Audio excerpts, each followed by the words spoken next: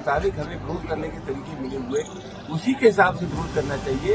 इस देश में हिंसा के लिए कोई जगह नहीं। ये वो लोग हैं जो अखिलेश यादव जी के मुख्यमंत्री न रहने के बाद उनके मकान की सफाई कराते हुए गंगा जल से, ये वही लोग हैं जिन्होंने राजस्थान के प्रतिपक्ष के नेता को जब वो मंदिर में गया तो उसकी धुलाई की। ये वही लोग हैं जो जातिगत जनगणना के खिलाफ है। ये वही लोग हैं जो मुसलमानों के लिए ऊपर शक करते हैं।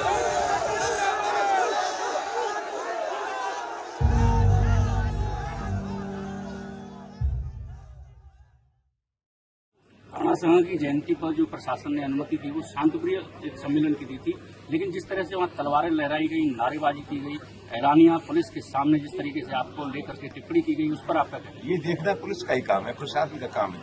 ये जिन शब्दों के साथ अनुमति दी गई थी उन शब्दों का खुला उल्लंघन हुआ है, हिंसक वातावरण बनाने की कोशिश की गई। और मैं चाहता हूं, मैंने पहले भी कहा कि कोई हमारी राय से इत्तेफाक करे या न करे, जनतंत्र में सबको अपना विरोध करने का अधिकार है। जहाँ तक विचारों के अभिव्यक्ति का सवाल है, दुनिया में कोई व्यक्ति या कोई विचार अपने आप में पूर्ण नहीं है।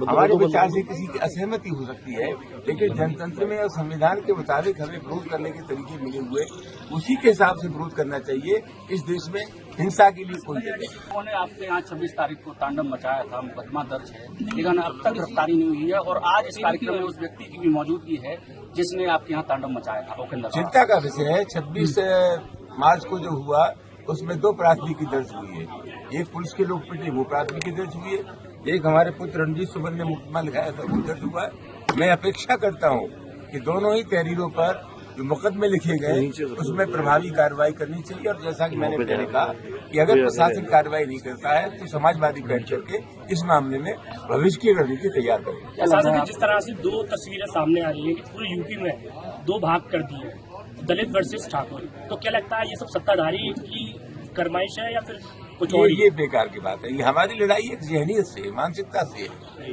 ये वो लोग हैं जो नहीं चाहते कि लोगों को समान दर्जा दिया जाए। ये वो लोग हैं जो अखिलेश यादव जी के मुख्यमंत्री न रहने के बाद उनके मकान की सफाई कराते हुए गंगा जल से, ये वही लोग हैं जिन्होंने राजस्थान के प्रतिपक्ष के नेता को जब मंदिर में गया तो उसकी धुलाई की। ये वही लोग हैं जो जातिगत जनगणना के खिलाफ है।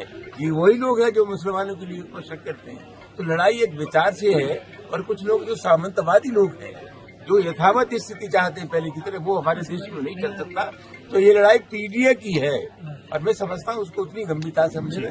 सांसद जी, आप समाजवादी आंदोलन के एक पुराने नेता हैं। मुलायम सिंह यादव के हल्ला बोल से समाजवादी पार्टी को जाना जाता था, लेकिन क्या समाजवादी पार्टी की ये चुप्पी कुछ अलग मैसेज देना चाहती है? क्या कारण? नेताजी हमारे बीच में नहीं है, लेकिन मुझे खुशी है कि नेताजी के जाने के बाद बहुत ही मजबूती के साथ श्री अखिलेश यादव पार्टी के नेतृत्व कर रहे हैं। और जैसा कि मैंने पहले आपसे कहा, मैं एक व्यक्ति हूँ, समाजवादी पार्टी का कार्यकर्ता हूँ। आगे आने वाले समय में समाजवादी पार्टी मिल करके पूरी स्थिति का आकलन करके इस मामले में निर्णय करेगी।